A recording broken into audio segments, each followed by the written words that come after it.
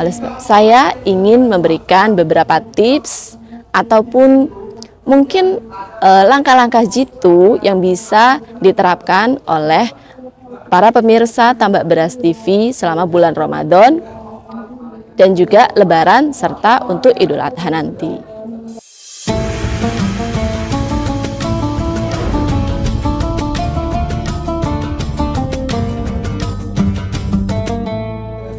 Bismillahirrahmanirrahim. Assalamualaikum warahmatullahi wabarakatuh.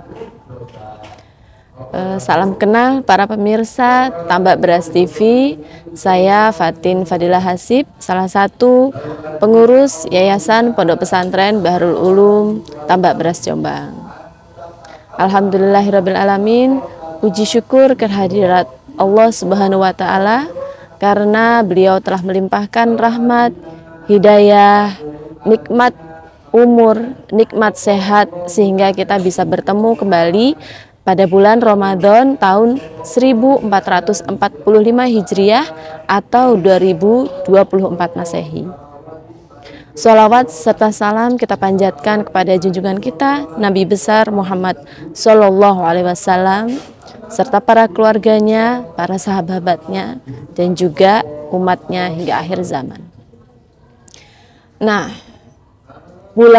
memasuki bulan Ramadan, seperti yang kita ketahui, bulan Ramadan adalah bulan yang penuh berkah.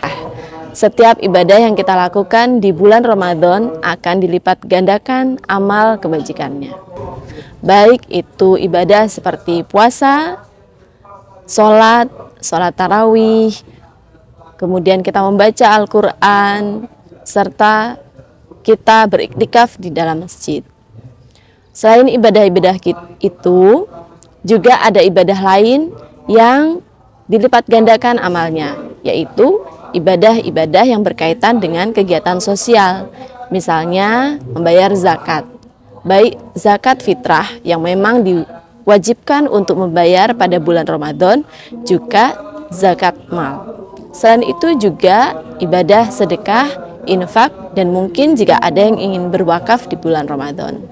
Nah, bila diamati secara sosial, ibadah-ibadah yang didasari pada kegiatan sosial tadi memberikan keberkahan bukan hanya untuk warga muslim, tapi juga untuk warga yang non-muslim.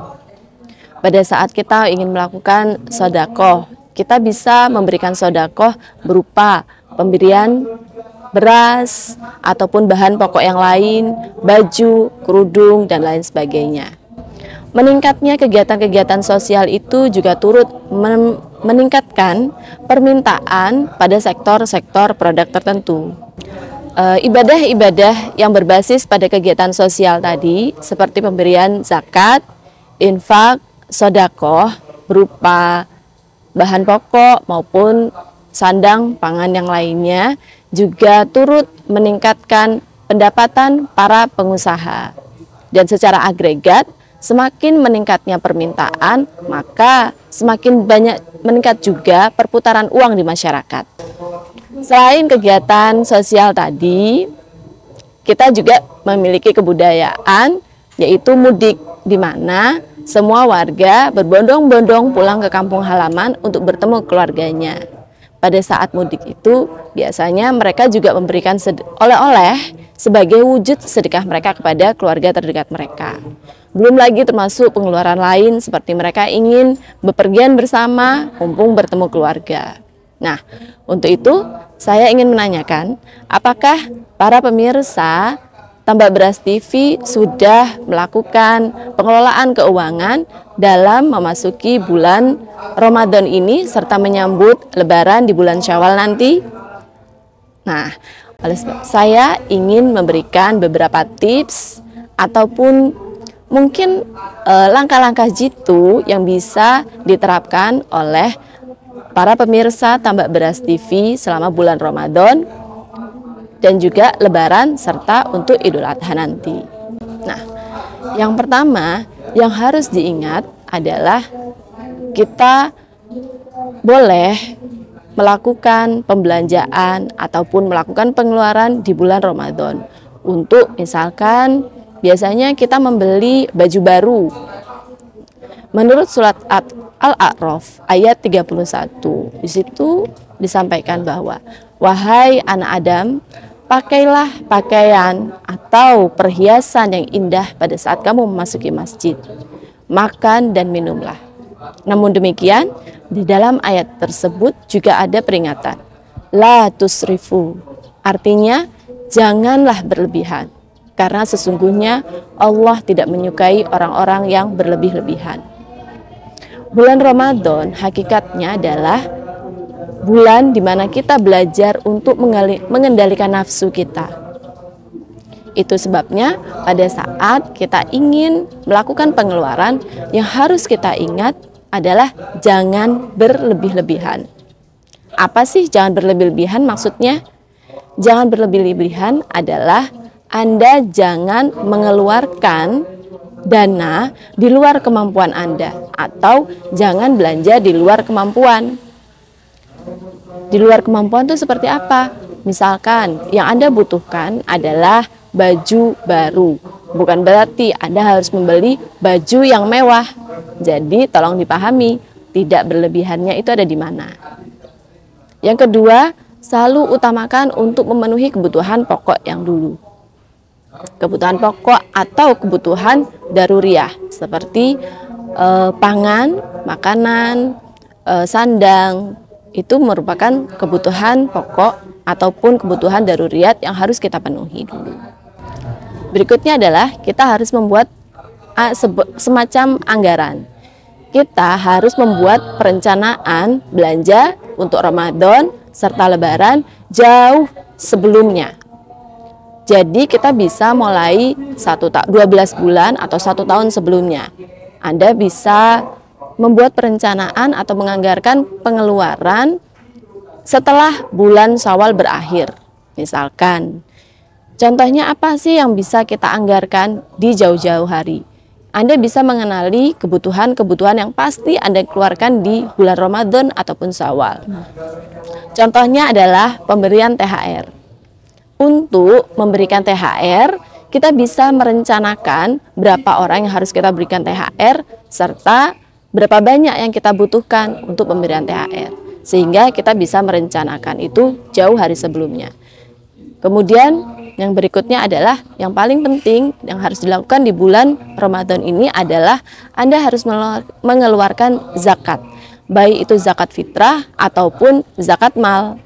Bagi Anda yang memiliki kelebihan harta, entah itu berupa emas ataupun hasil kebun dan juga harta yang lainnya yang sudah memenuhi nisab dan memenuhi haulnya, maka Anda wajib mengeluarkan zakat mal. Dan alangkah lebih bagus kalau Anda mengeluarkan zakat mal tersebut di bulan Ramadan.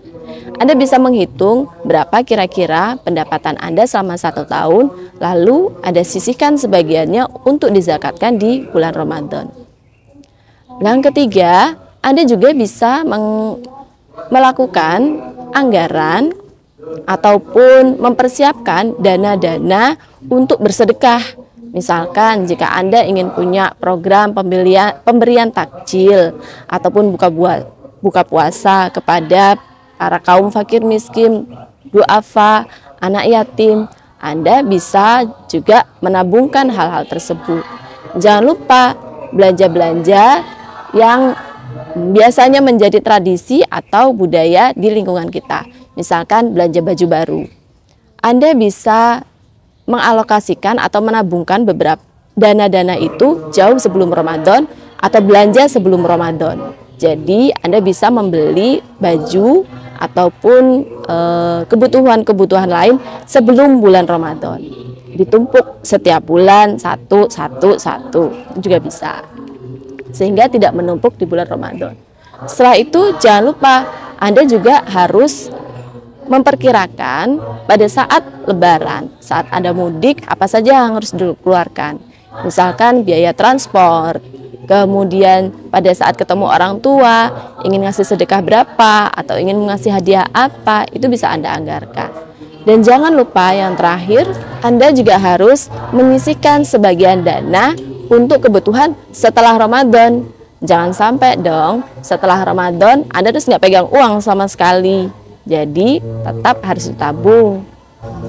Jadi dari semua yang tadi yang sudah saya sampaikan, saya kasih kesimpulannya ya. Yang pertama, buat list ataupun lakukan budgeting. Jadi buat list apa saja keperluan ataupun kebutuhan yang harus dikeluarkan selama Ramadan dan juga selama Syawal. Buat setelah di list juga tulis juga berapa besar yang dibutuhkan. Lalu tabung untuk memenuhi kebutuhan-kebutuhan tersebut. Akan sangat baik kalau Anda berbelanja kebutuhan-kebutuhan seperti baju atau membeli oleh-oleh untuk keluarga saat sebelum Ramadan. Yang kedua, saat budgeting tadi, anggarkan juga tabungan dana darurat pada saat Anda mudik ataupun saat Lebaran, dan dana darurat yang harus dicadangkan setelah Lebaran. Jika Anda sudah melakukan pembelanjaan sebelum Ramadan, maka THR yang Anda terima bisa digunakan untuk pengeluaran pada saat Lebaran atau untuk dana cadangan setelah Lebaran. Dan yang paling penting adalah tadi yang sudah saya sampaikan, yaitu la tusrifu. Janganlah berlebih-lebihan. Sekian dari saya, semoga kita mendapatkan berkah yang melimpah di bulan Ramadan ini. Wassalamualaikum warahmatullahi wabarakatuh.